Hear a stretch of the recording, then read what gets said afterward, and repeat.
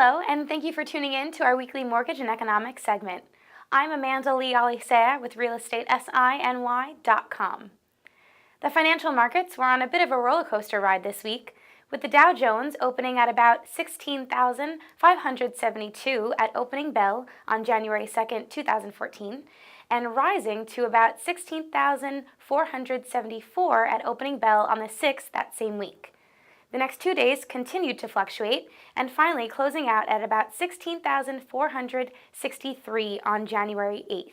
Conversely, the S&P 500 took a hit this week, gradually declining from about 1,845 at opening bell on January 2nd, and finally closing at about 1,837 on January 8th the same week. Mortgage rates plummeted slightly this week, with the 30-year fixed rate falling slightly to 4.52%, the 15-year fixed rate at 3.55%, and the 5-year ARM graduating slightly to 3.75%. With the economy still in recovery, we can remain hopeful that the new year will bring us some positive changes in mortgage rates. This week's mortgage application survey, according to the Mortgage Bankers Association, reveals a 2.6 increase in applications from last week. The MCI increased 45% on an unadjusted basis in comparison with the previous week. The refinance index increased 5%, and the purchase index decreased 1% from the previous week as well. On January 8, 2014, the ADP released their National Employment Report for the month of December.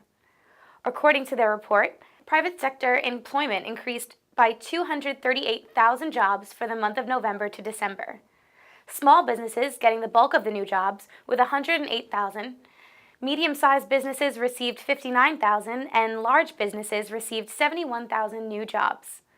Of the new jobs being added, construction had its best year, making up nearly 75% of the gains in 2013, with the housing recovery acceleration. The U.S. private sector additions confirmed December as the strongest month for growth in 2013, making a strong case for the economic recovery in the new year. According to the Economic Confidence Report from Gallup.com, Americans' confidence in the economy improved for the month of December, raising from negative 25 for the month of November to negative 19 for December.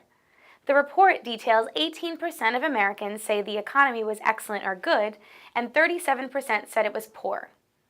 Additionally, when polled, it seems as if upper-income Americans remain significantly more upbeat about the economy, where middle and lower-income Americans' confidence is still lingering on the lower end.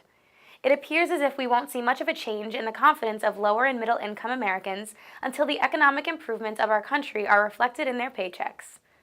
With a decline in unemployment and a strong housing market, we can remain hopeful that confidence will continue to rise. The recovery still clearly has quite a way to go, but with all the finalized numbers for 2013, it seems as if we are on the right track this year. Next week, we will be addressing the Advanced Monthly Sales Report for food and retail services from November 2013. That's it for this week. Thanks for tuning in, and be sure to follow us on our various social media platforms with the links below in the description.